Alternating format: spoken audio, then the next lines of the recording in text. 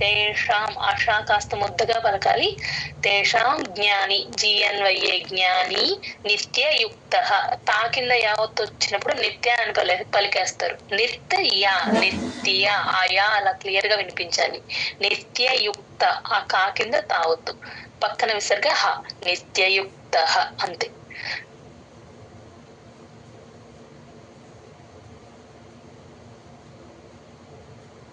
తేషాం జ్ఞాని నిత్యయుక్తః తేషాం జ్ఞాని నిత్యయుక్తః తేషాం జ్ఞాని నిత్యయుక్తః తేషాం జ్ఞాని నిత్యయుక్తః ఏకభక్తిర్విశిష్యతే.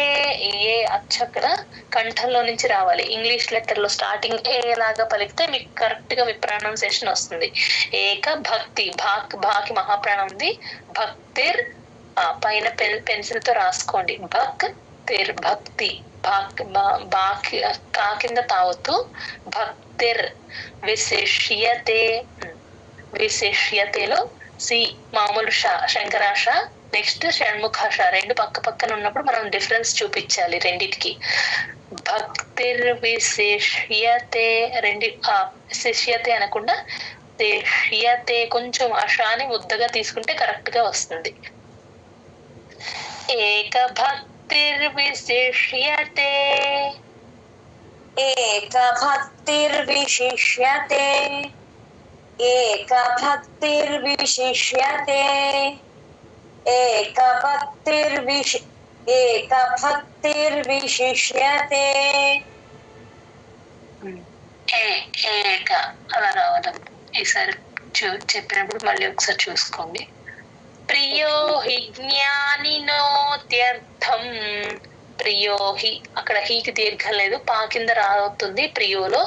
ప్రియో హి జ్ఞానినో జ్ఞానినోత్యర్థం తా కింద యావత్తు. త్యర్థం ఒత్తు థా THA థా రా కింద ఒత్తు థా ఉంది గమనించండి. త్యర్థం రాకి పొల్లు పెట్టి థా ఫుల్ గా చెప్తాం. త్యర్థం.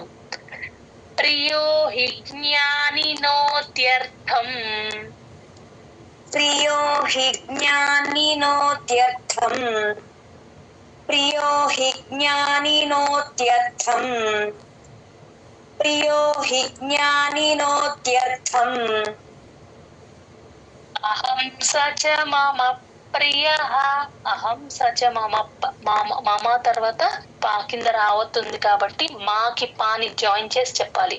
ఆ పా కింద రకారం ఎప్పుడు వచ్చినా సరే రెండు లిప్స్ లోపల వైపు క్లోజ్ చేస్తే మీకు ఆ పా కింద రకారం క్లియర్ గా వినిపిస్తుంది. అహం స చ మమ ప్రియః. అహం స చ మమ ప్రియః. అహం స చ మమ ప్రియః. అహం స చ మమ ప్రియః. తేషాం జ్ఞాని నిత్యయుక్తః ఏకభక్తిర్విశిష్యతే. తేషాం జ్ఞాని నిత్యయుక్తః ఏకభక్తిర్విశిష్యతే. తేషాం జ్ఞాని నిత్యయుక్తః ఏకభక్తిర్విశిష్యతే. తేషాం జ్ఞాని నిత్యయుక్తః ఏకభక్తిర్విశిష్యతే. ప్రియో హి జ్ఞానినోత్యర్థం. అహం స చ మమ ప్రియః. ప్రియో హి జ్ఞానినోత్యర్థం. అహం స చ మమ ప్రియః. ప్రియో హి జ్ఞానినోత్యర్థం. అహం స చ మమ ప్రియః. ప్రియో హి జ్ఞానినోత్యర్థం. ఒక్క నిమిషం. ప్రియో హి జ్ఞానినో తర్వాత తా కింద యావత్తుంది కదా, నోకి తాని జాయిన్ చేసి చెప్పండి. Okay ma'am.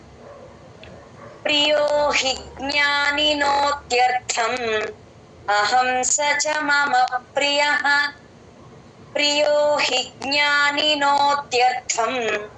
అహం స చ మమ ప్రియః తేషాం జ్ఞానీ నిత్యయుక్తః ఏకభక్తిర్విశిష్యతే ప్రియో హి జ్ఞానినోత్యర్థం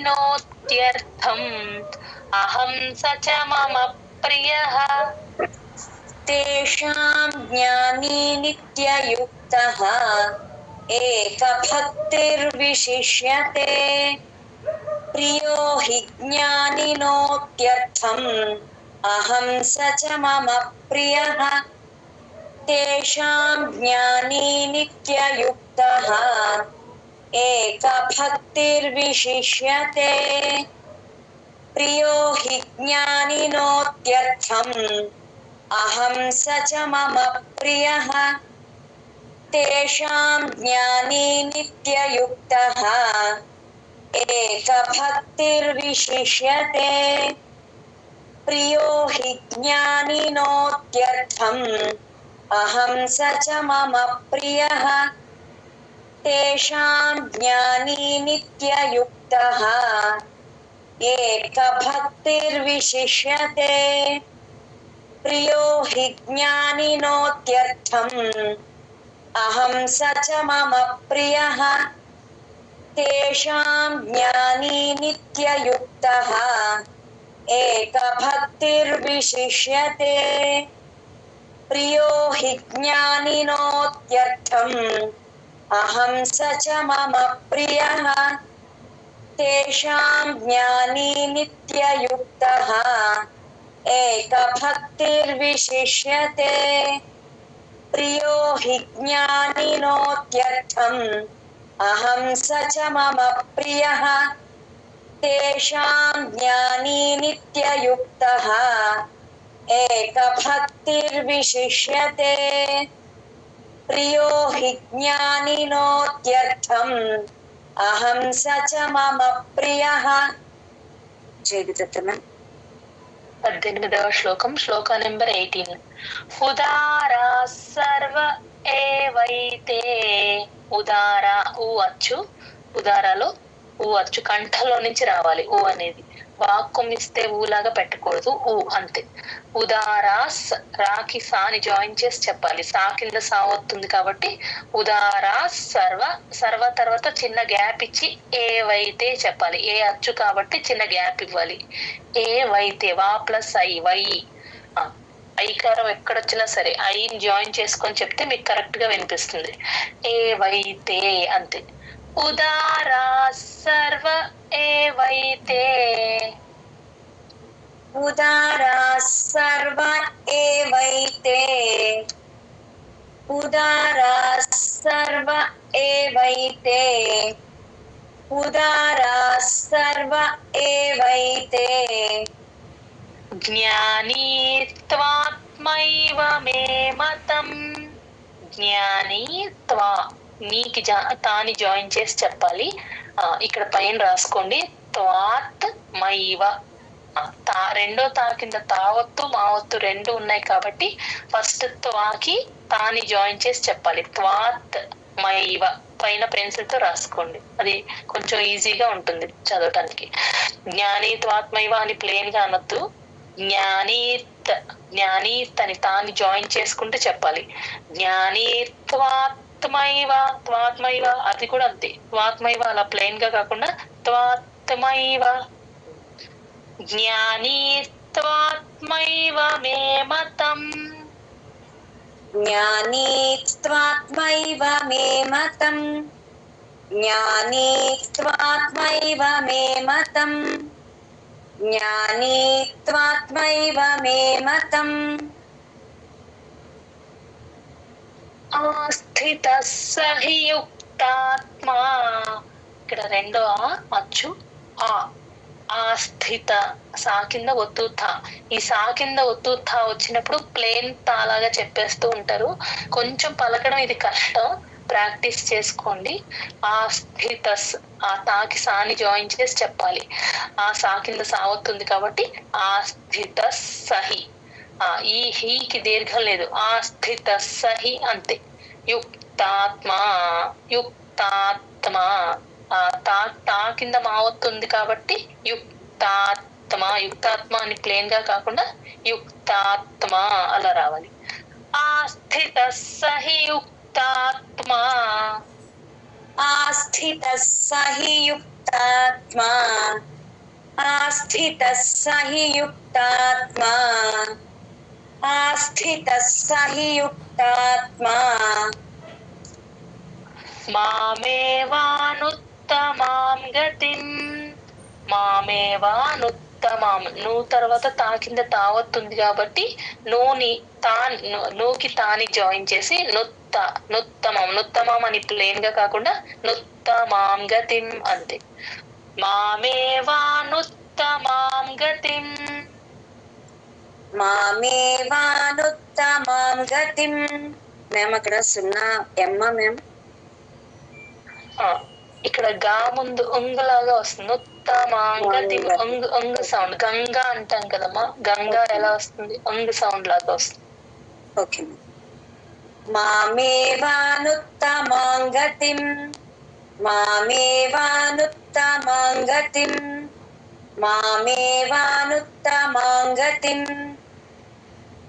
ఉదారా సర్వ ఏవైతే జ్ఞానీ త్వాత్మైవ మే మతం. ఉదారా సర్వ ఏవైతే జ్ఞానీ తాత్మైవ మే మతం. ఉదారా సర్వ ఏవైతే జ్ఞానీ త్వాత్మైవ మే మతం. ఓకేనా మ్యామ్ ఇప్పుడు? ఓకే కంటి. ఉదారా సర్వ ఏవైతే జ్ఞానీ త్వాత్మైవ మే మతం. ఉదారా సర్వ ఏవైతే జ్ఞానీ త్వాత్మైవ మే మతం. ఆస్థిత సహి యుక్తాత్మా మామేవానుత్తమాం గతిం.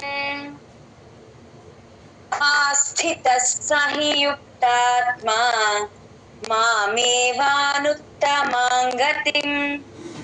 ఆస్థిత సహి యుక్తాత్మా మామేవానుత్తమాం గతిం. ఆస్థిత సహి యుక్తాత్మా మామేవానుత్తమాం గతిం. ఉదారా సర్వ ఏవైతే జ్ఞానీ త్వాత్మైవ మే మతం. ఆస్థిత సహి యుక్తాత్మా మామేవానుత్తమాం గతిం. ఉదారా సర్వ ఏవైతే జ్ఞానీ త్వాత్మైవ మే మతం. ఆస్థిత సహి యుక్తాత్మా మామేవానుత్తమాం గతిం. ఉదారా సర్వ ఏవైతే జ్ఞానీ త్వాత్మైవ మే మతం.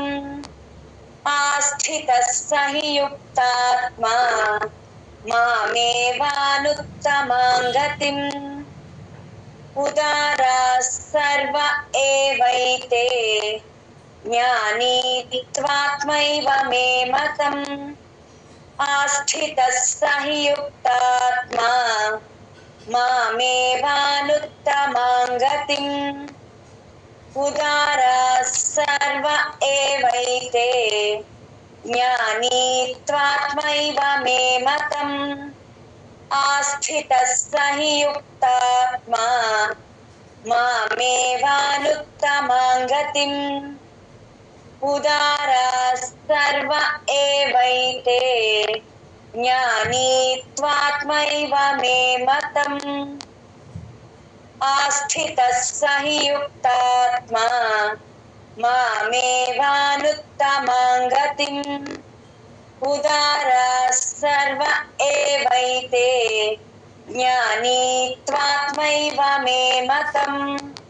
ఆస్థిత సహి యుక్తాత్మా మామేవానుత్తమాం గతిం.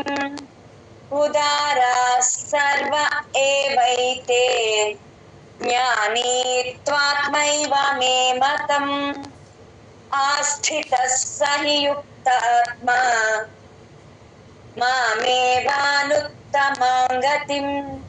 చదువుతున్నా 19th శ్లోక నెంబర్ 19 19వ శ్లోకం. బహూనాం జన్మనామంతే, బహు హూకి దీర్ఘం ఉంది ఇక్కడ చూడండి, అలాగే నాకి కూడా బహూనాం జన్మ నామంతే అంతే. బహూనాం జన్మనామంతే బహూనాం జన్మనామంతే బహూనాం జన్మనామంతే బహూనాం జన్మనామంతే జ్ఞానవాన్ మాం ప్రపద్యతే. జిఎన్వైఏ జ్ఞానవాన్ నా కూడా వినిపించాలి. నాకి పొల్లు పెట్టినప్పుడు అది యూజువల్ గా మధ్యలో వదిలేస్తూ ఉంటాము, అది కొంచెం గమనించుకొని చెప్పండి. జ్ఞానవాన్ మాం ప్రపద్యతే, ఆ పా కింద రకారం ఉంది కాబట్టి మాం ప్రపద్యతే, ఆ తా కింద యావత్ కూడా క్లియర్ గా వినిపించాలి. ఆ పా కింద రకారం ఎప్పుడు వచ్చినా సరే రెండు పెదాలు మూసి కరెక్ట్ గా రెండు పెదాలు లోపలికి క్లోజ్ చేస్తేనే మీకు ఆ పా కింద రకారం స్ట్రెస్ కరెక్ట్ గా వినిపిస్తుంది. ప్రపద్యతే దా కింద యావత్తు. జ్ఞానవాన్ మాం ప్రపద్యతే జ్ఞానవాన్ మాం ప్రపద్యతే జ్ఞానవాన్ మాం ప్రపద్యతే జ్ఞానవాన్ మాం ప్రపద్యతే వాసుదేవస్ సర్వమితి. వాసుదేవస్ అవాకి సాని జాయిన్ చేసి చెప్పాలి, సా కింద సావత్తుంది కాబట్టి వాసుదేవస్ సర్వమితి. తీకి దీర్ఘం లేదు అక్కడ, సర్వమితి అనేస్తూ ఉంటారు, తి కట్ చేయాలి, మితి అంటే. వాసుదేవస్ సర్వమితి వాసుదేవస్ సర్వమితి వాసుదేవస్ సర్వమితి సర్వమితి తీకి దీర్ఘం. Okay ma'am. వాసుదేవస్ సర్వమితి వాసుదేవస్ సర్వమితి సమహాత్మా సుదుర్లభః. సమహాత్మ మాకి హాకి తాని జాయిన్ చేసి చెప్పాలి. మహాత్మా సుదుర్లభః, భాకి మహాప్రాణం ఉంది గమనించండి. సమహాత్మా సుదుర్లభః సమహాత్మా సుదుర్లభః సమహాత్మా సుదుర్లభః సమహాత్మా సుదుర్లభః బహూనాం జన్మనామంతే జ్ఞానవాన్ మాం ప్రపద్యతే. బహూనాం జన్మనామంతే జ్ఞానవాన్ మేము ఒక్క సెకండ్. బహూనాం జన్మనామంతే జ్ఞానవాన్ మాం ప్రపద్యతే. మేము ఒక్క నిమిషం.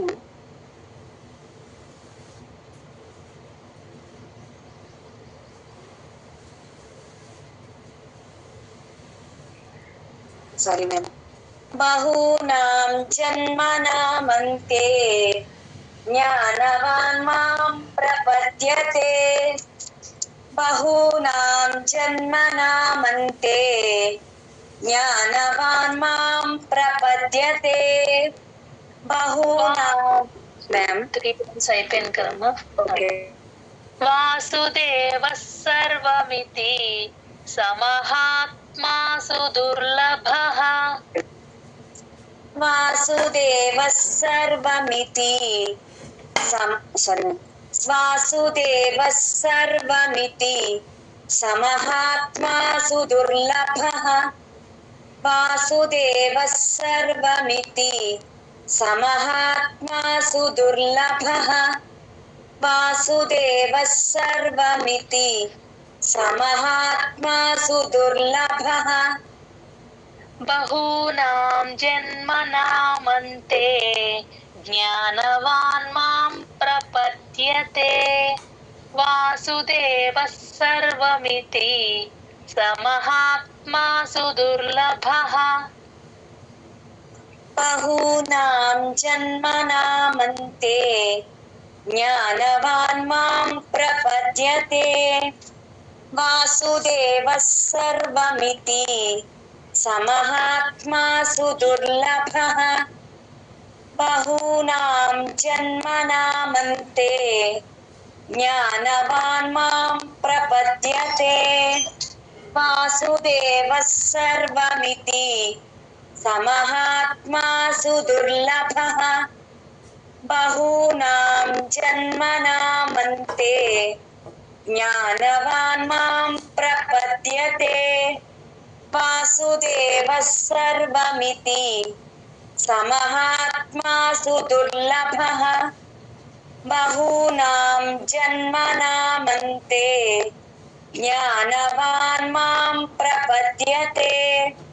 వాసుదేవः సర్వమితి సమహాత్మా సుదుర్లభః.